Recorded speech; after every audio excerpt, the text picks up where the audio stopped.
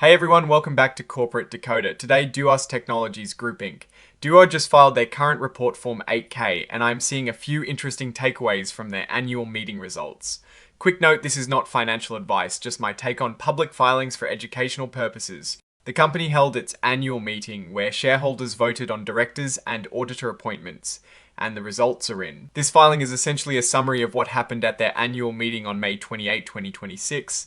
The main point here is to report the outcomes of shareholder votes, and we have a look at how those votes went for electing directors and ratifying their accounting firm. So let's dive into the voting results. The company held its annual meeting on May 28th, and the record date for who could vote was the 2nd of April. At that time, the company had quite a few shares outstanding, over 29 million common shares, plus some preferred shares.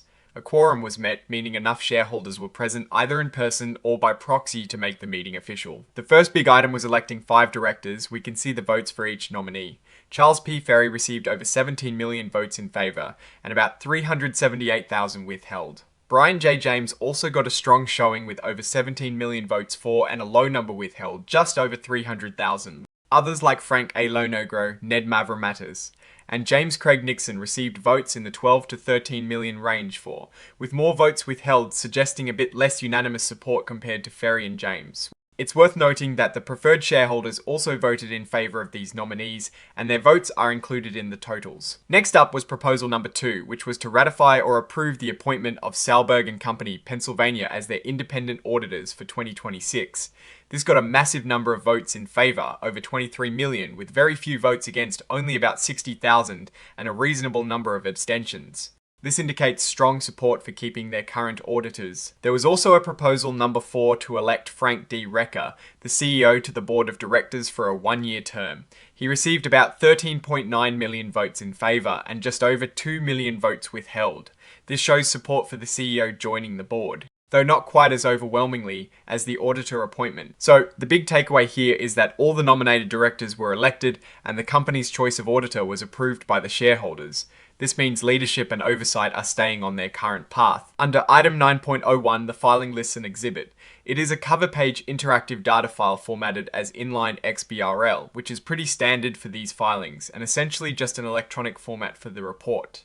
Now, looking at this filing in the context of recent news, DUOT Technologies Group Inc. DUOT has recently been in the headlines for a significant asset sale, bringing in over $50 million from the sale of Aper Energy. However, they also missed revenue estimates in their first quarter.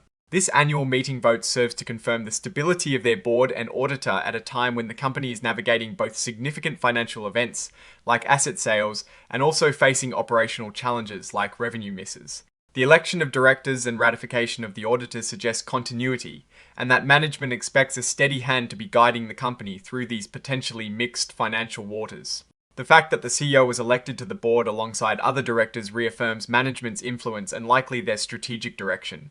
The strong vote for the auditor is also a positive sign for financial transparency and confidence in the reporting process, which is crucial when a company is undergoing major financial transactions and facing performance headwinds. What I am actually looking for is how the company plans to leverage the funds from this recent asset sale to address their revenue performance. The stability shown here in the board and auditor is a good baseline, but the real test will be in their upcoming financial reports and strategic execution. Oh, and the research tools I actually use are linked in the description. They help keep this channel going, that is my take. Stay decoded. If this analysis was valuable, hitting that like button really helps, and subscribe for more deep dives. Don't forget to check out the Discord in the description.